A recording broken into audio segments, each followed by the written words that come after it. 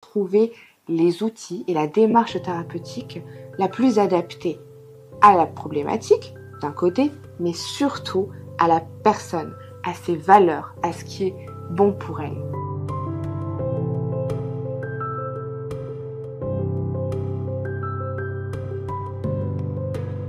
Aujourd'hui, je souhaite partager avec vous un sujet qui me semble important et qui me tient à cœur.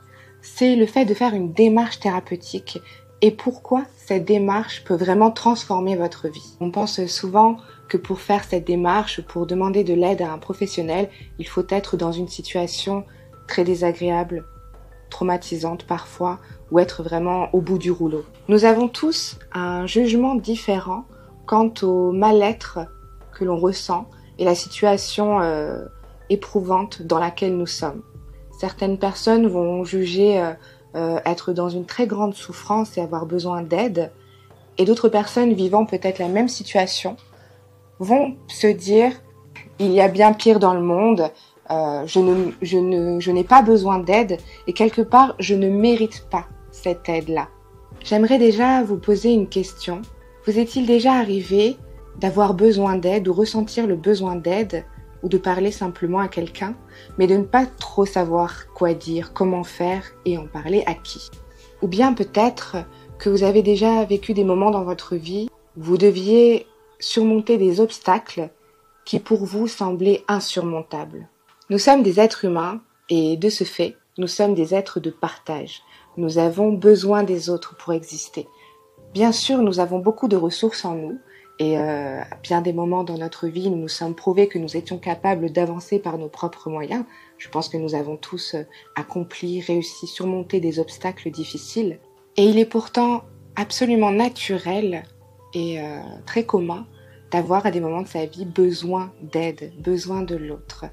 Et il n'y a pas de honte à avoir à ce sujet. Au contraire, c'est une démarche très positive et je dirais même une démarche très mature.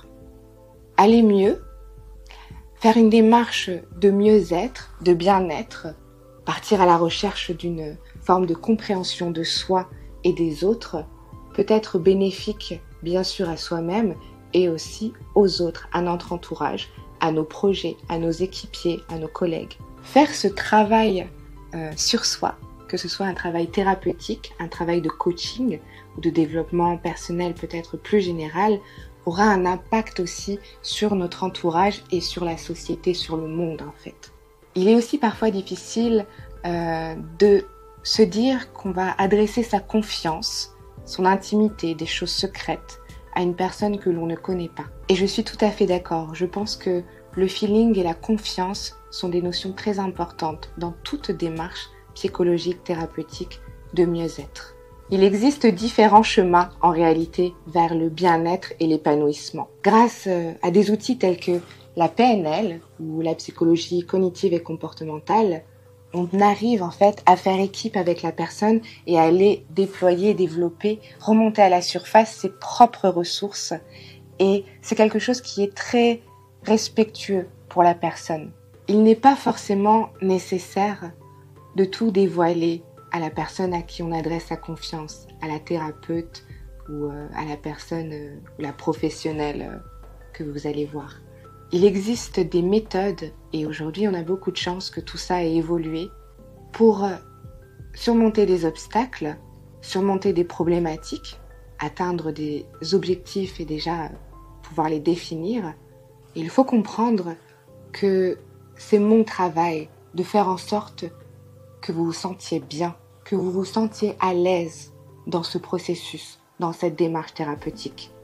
Je ne vais pas vous demander de venir et de faire l'effort de vous sentir bien, d'aller vers du mieux-être, de vous booster. Ce n'est pas à vous de faire ce travail. C'est à moi de vous accompagner vers ce chemin. Ma démarche thérapeutique se veut être d'abord un endroit de sécurité pour vous. Une sorte de safe place, comme on dit. Dans cet endroit, vous serez absolument libre de dévoiler ou non ce que vous avez envie de partager. Parce que selon la situation que vous êtes en train de vivre, la problématique ou ce que vous avez envie de voir changer dans votre vie, vous aurez peut-être plutôt besoin d'une écoute attentive et respectueuse, ou bien de rentrer directement dans l'action à travers des outils qui vont vraiment vous emmener d'un point A à un point B que vous aurez choisi, avec lequel vous serez OK, en accord. Vous pouvez aussi avoir besoin de faire un travail plus en profondeur. Et à ce moment-là, nous prendrons le temps d'aller vers cette profondeur. Je ne suis pas là pour vous brusquer et vous non plus. Au contraire, il faut aller là où vous avez besoin d'aller de la façon la plus douce et respectueuse pour vous, étape par étape. Avant de commencer une démarche thérapeutique, on peut se sentir bloqué ou se dire « je ne suis pas capable, ce n'est pas le bon moment ». C'est tout à fait normal, mais sachez que le simple fait de faire une démarche thérapeutique, de faire une première séance, va enclencher quelque chose en vous. C'est en rencontrant la personne, en échangeant avec elle, que vous allez pouvoir définir quel angle, quel outil utiliser pour aller de l'avant, pour débloquer votre problématique. C'est à ce moment-là, en fait, que vous commencez vraiment le processus de guérison, en fait. Chaque individu est unique et chaque problématique est du coup vécue de façon unique pour la personne. D'une personne à l'autre, l'intensité, l'impact de la situation que la personne est en train de vivre va être vécu de manière différente. Dans mon accompagnement, je suis là pour m'adapter à la personne et trouver les outils et la démarche thérapeutique la plus adaptée à la problématique, d'un côté, mais surtout à la personne, à ses valeurs, à ce qui est bon pour elle, à ce qu'elle a envie de faire. Et c'est cela qui va permettre un rapport de confiance entre la personne et la thérapeute, entre moi en l'occurrence. Merci d'avoir regardé cette vidéo jusqu'au bout. N'hésitez pas à laisser des commentaires, à vous abonner et à nous suivre sur les réseaux sociaux, Douceur Passion. Et je vous souhaite une merveilleuse journée. À très bientôt.